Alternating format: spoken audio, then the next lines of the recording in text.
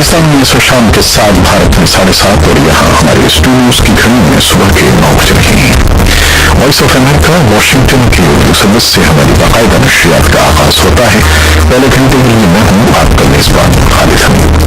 جیسا کہ آپ دیکھ رہے ہیں فیس بک لائیو پر ہم آپ کے سامنے ہیں اور ویب سائٹ اور ریڈیو پر ہمارا یہ 1 گھنٹے کا نیوز شو جاری رہے گا۔ تو آغاز کرتے ہیں پہلے آج کی اہم خبروں کی سرخیوں سے۔ افغان دارالحکومت کابل کی ایک سرکاری عمارت پر پیر کے روز نماز 9 مسلح افراد کے حملے میں 43 سے زائد افراد ہلاک ہوئے ہیں جبکہ 20 زخمی ہونے کی اطلاعات ہیں۔ فوری طور پر اس حملے کی ذمہ داری کسی نے قبول نہیں کی ہے۔ افغانستان کے صدارتی انتخابات ملتوی ہونے کا آپشن موجود ہے، یہ کہنا ہے افغانستان کے الیکشن کمیشن کا، جس کے مطابق اس بارے میں حتمی فیصلہ اگلے ہفتے کیا جائے گا۔ اور قومی احتساب بیورو کی ٹیم نے سابق وزیر اعظم نواز شریف کو لاہور کی کوٹ لکھپت جیل منتقل کر دیا ہے۔ لیبیا میں عہدیداروں نے بتایا ہے کہ حملہ آوروں نے منگل کے روز طرابلس میں وزارت خارجہ کے دفاتر کو نشانہ بنایا، جس میں کم از کم 3 افراد ہلاک ہو گئے۔ انڈونیشیا کے تباہ کاریوں سے نمٹنے والے ادارے کے عہدیدار نے بتایا ہے کہ ہفتے کے روز مغربی ساحل جاوا کے حصوں سے ٹکرانے والے سونامی میں مرنے والوں کی تعداد 429 تک پہنچ گئی ہے۔ امریکی کاروباری حکومت کی جزوی بندش کا کوئی حل نہیں نکل رہا ہے، جبکہ صدر ڈونلڈ ٹرمپ تعطل کے خاتمے کے لیے ڈیموکریٹس پر زور دے رہے ہیں اور کانگریس میں ڈیموکریٹس ملک کو افراتفری میں دھکیلنے کا ذمہ دار صدر ٹرمپ کو ٹھہراتے ہیں۔ اپنے شہر کے لیے کرسمس کے پیغام میں پوپ فرانسس نے خواہش کا اظہار کیا ہے کہ دنیا بھر کے لوگوں اور ملکوں کے درمیان اور قوت رہے اور اسرائیل اور فلسطین اور شام اور یمن میں امن قائم ہو۔ جاپان اور چین کی تجارتی منڈیوں میں منگل کے روز شدید کساد بازاری رہی، جو پیر کے روز امریکی بازار حصص کی گراوٹ کا اثر تھا۔ یہ تھی سرخیاں، تفصیل کچھ دیر کے بعد۔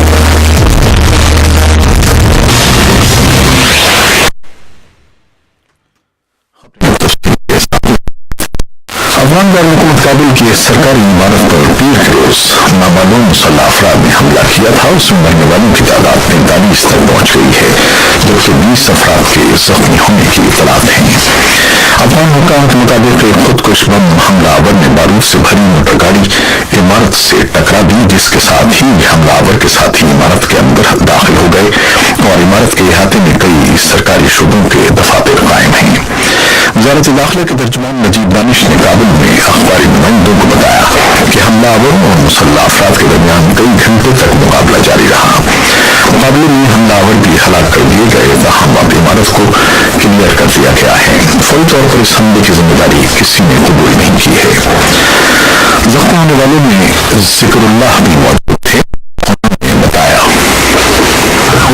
I was walking down the road and saw a vehicle parked in the area, and suddenly a huge explosion. وہ کہہ رہے ہیں کہ میں سڑک پر جا رہا تھا اور میں نے گاڑی وہاں کھڑی ہوئی دیکھی اور اچانک ہی ایک زوردار دھماکہ ہوا۔ مجھے نہیں معلوم کہ یہ کوئی راکٹ تھا یا خودکش بم دھماکہ، لیکن اتنا زبردست تھا کہ میں زمین پر گر گیا۔ ترجمان کا یہ بھی کہنا ہے کہ عمارت میں داخل ہونے والے مسلح افراد کی تعداد 3 تھی۔ عمارت میں داخلے کے ساتھ ہی صورتحال بگڑ گئی اور دفتر میں موجود عملے تشویش کی تہہ پکڑ گئی۔ کچھ ملازمین کو عمارت کے مختلف حصوں میں پناہ لینا پڑی، جبکہ 357 افراد کو عمارت سے باہر نکال کر محفوظ مقامات پر منتقل کر دیا گیا۔ افغانستان کے صدارتی انتخابات ملتوی ہونے کا آپشن موجود ہے، یہ کہنا ہے افغانستان کے الیکشن کمیشن کا، جس کے مطابق اس بارے میں حتمی فیصلہ اگلے ہفتے کیا جائے گا۔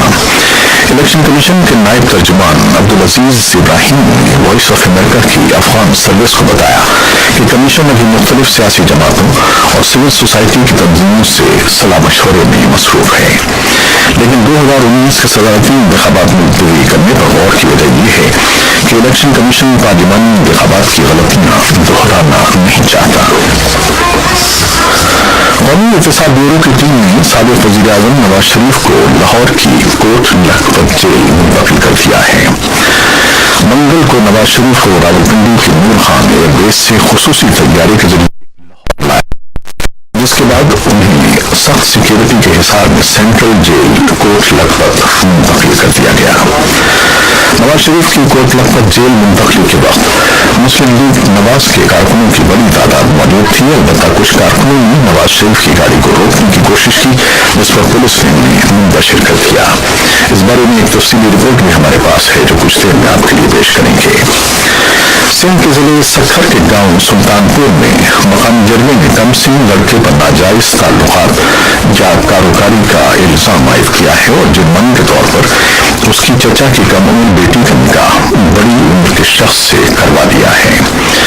کاروکاری اور ونی جیسی فرسودہ روایات کے بھیٹ چڑھنے والے لڑکے کی عمر 8 سال جبکہ ونی میں پی جانے والی چچا کی بیٹی کی عمر 6 سال ہے۔ پولیس نے والدین کی مدیت میں اس واقعے کی FIR درج کر لی ہے۔ لیبیا میں عہدیداروں نے بتایا ہے کہ حملہ آوروں نے منگل کے روز طرابلس میں وزارت خارجہ کے دفاتر کو نشانہ بنایا، جس میں کم از کم 3 افراد ہلاک ہو گئے۔ ایک خودکش بمبار حملے بھی شامل تھا۔ کسی نے فوری طور پر حملے کی ذمہ داری قبول نہیں کی ہے۔ انڈونیشیا کی تباہ کاریوں سے نمٹنے والے ادارے کے عہدیدار نے بتایا ہے کہ ہفتے کے روز مغربی ساحل جاوا کے حصوں سے ٹکرانے والے سونامی میں مرنے والوں کی تعداد 429 تک پہنچ گئی ہے۔ بندے کو ہٹانے کے لیے بھاری مشین بھی استعمال کی جا رہی ہے اور تلاش کرنے والی ٹیمیں ممکنہ طور پر بچ جانے والوں کو ڈھونڈ رہی ہیں۔ 1400 سے زیادہ افراد زخمی ہیں اور 120 کے قریب لاپتہ ہیں۔ امریکی کاروباری حکومت کی جزوی بندش کا کوئی حل نہیں نکل رہا ہے، جبکہ صدر ڈونلڈ ٹرمپ تعطل کے خاتمے کے لیے ڈیموکریٹس پر زور ڈال رہے ہیں اور کانگریس میں ڈیموکریٹس ملک کو افراتفری میں دھکیلنے کا ذمہ دار صدر ٹرمپ کو ٹھہراتے ہیں۔ دونوں جانب سے ایک دوسرے پر الزامات کرسمس سے پہلے لگائے گئے، جو کاروباری حکومت کی بندش کا چوتھا روز ہے۔ قومی سیکیورٹی اور عوامی تحفظ کے حکومتی ادارے کام کر رہے ہیں، جبکہ دوسرے دفاتر بند ہیں اور 8 لاکھ سے زیادہ وفاقی کارکن جبری رخصت پر ہیں۔ لازمی سروسز کے ملازمین کام کر رہے ہیں، لیکن شٹ ڈاؤن کے خاتمے تک انہیں تنخواہ نہیں ملے گی۔ دنیا بھر کے لیے کرسمس کے پیغام میں پوپ فرانسس نے خواہش کا اظہار کیا ہے کہ دنیا بھر کے لوگوں اور ملکوں کے درمیان ہم آہنگی اور اخوت رہے اور اسرائیل اور فلسطین اور شام اور یمن میں امن قائم ہو۔ سینٹ پیٹرز بیزیلیکا سے دنیا بھر کے لاکھوں کیتھولک عیسائیوں سے خطاب کرتے ہوئے کرسمس کا موقع خوشی کا موقع ہے اور ان کی تمنا ہے کہ دنیا کے تمام افراد کے درمیان، قوموں اور ثقافتوں کے درمیان اخوت و بھائی چارہ ہو۔ انہوں نے حرص و عوض کو چھوڑ کر سادگی، محبت اور ایک دوسرے کی اور غریبوں کی مدد پر زور دیا۔ جاپان اور چین کی تجارتی منڈیوں میں منگل کے روز شدید کساد بازاری رہی۔ یہ پیر کے روز امریکی بازار حصص کی گراوٹ کا اثر تھا۔ نکے کا 0.5%، جبکہ شنگھائی کمپوزٹ کا اشاریہ تقریباً 2% گر گیا۔ روز کی تجارت میں S&P 500 2% سے زیادہ اور ڈاؤ جونز 3% کے قریب گراوٹ پر بند ہوا۔ امریکہ کے صدر ڈونلڈ ٹرمپ نے بازار کا ذمہ دار مرکزی کانگو کے بس اور ٹرک کے تصادم میں کم از کم 27 افراد ہلاک اور متعدد زخمی ہو گئے۔ ایسوسیٹڈ پریس کی اطلاع کے مطابق وزارت صحت کے ڈاکٹر یوما نے بتایا ہے کہ یہ حادثہ پیش آیا اور اس کا سبب تھا۔ یوما کا کہنا تھا کہ 17 افراد زخمی ہوئے، جن میں سے 6 کی حالت نازک ہے۔ یہ تھیں وہ خبریں جو فیس بک لائیو پر ہم نے آپ کے لیے پیش کی۔ ویب سائٹ اور ریڈیو پر ہمارے لیے 1 گھنٹے کا نیوز شو جاری ہے، ہمارے ساتھ رہیے گا۔ فیس بک لائیو سے اجازت لیتے ہیں، اللہ حافظ۔